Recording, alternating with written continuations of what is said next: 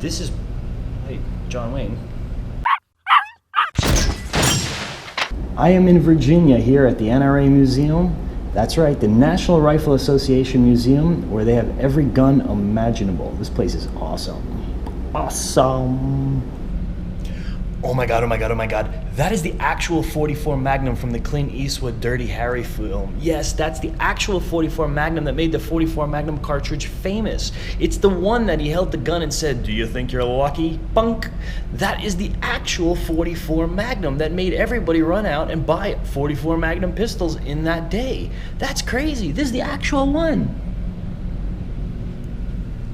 For all you John Wayne fans, I am one as well. Those are the actual Winchester 1892s used in various John Wayne movies. The actual Winchester 1892, the legendary Winchester 1892 that John Wayne used for real in his movies. That's the 1892 Winchester that John Wayne used. Guess what? The gun from Star Wars is right there, and it's made of rubber. The poster for the movie Reservoir Dogs was cool enough as it is with the two people pointing a gun at each other. But those are the real guns pointed at each other over the real poster. That's awesome! Right down there is the actual Revolver from 310 to Yuma, that movie. It wasn't super popular in the United States, but in Cuba it actually was. In fact, it was so popular that the Cubans think that that's how America really is, and they call Americans Yumas. For real. Till this day. At the NRA Museum, there are guns from all sorts of places and things. This is a more somber room. These are the guns used by the Axis forces in World War II. For those who are not up in your history, the Axis forces were the bad guys. They were the Nazis and the collaborators with them. All these guns were used to try to kill the good guys.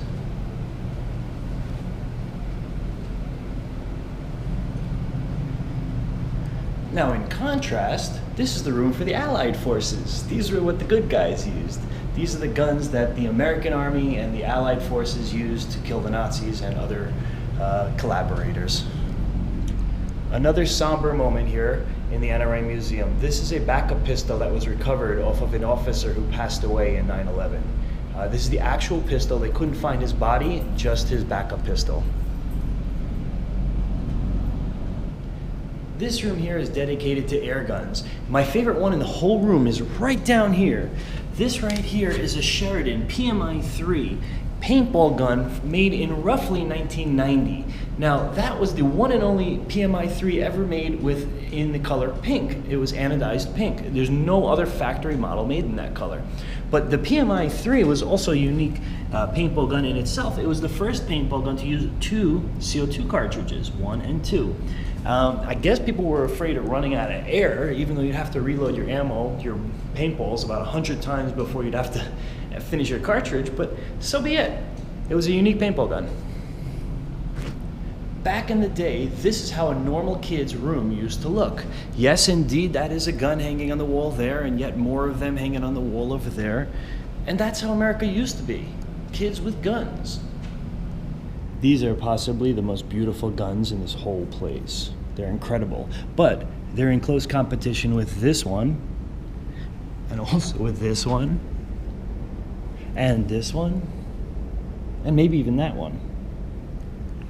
They're all so beautiful. I love engineering, I love making things, and this is by far the coolest part of this entire museum. These are the prototype guns and the first model and early model guns as they were invented. That there is a Dan Wesson 445 Super Magnum. It is an ultra rare gun. It shoots standard 44 Special and 44 Magnum cartridges in addition to the Dan Wesson invented 445 Super Magnum, which is basically a 44 Magnum cartridge that's extended for length and extra capacity.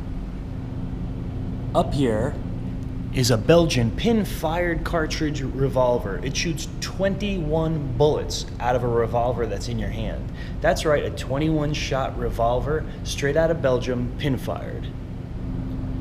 This right here is a gun that shoots triangular cartridges. They were called Trounds, like triangular round. Pretty novel. This gun here is an Automag. It is a handheld handgun that shoots rifle cartridges chambered in 44. That's bonkers. 44 rifle cartridges in a handgun.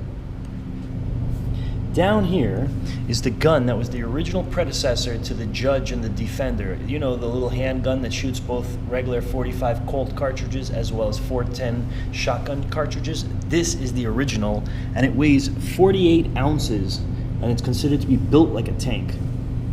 Hope you all had a good time coming with me to the NRA Museum in Virginia. I highly recommend everybody visits. Even if you are anti-gun, I don't care. Come visit. This place is super cool. And don't forget to like and subscribe.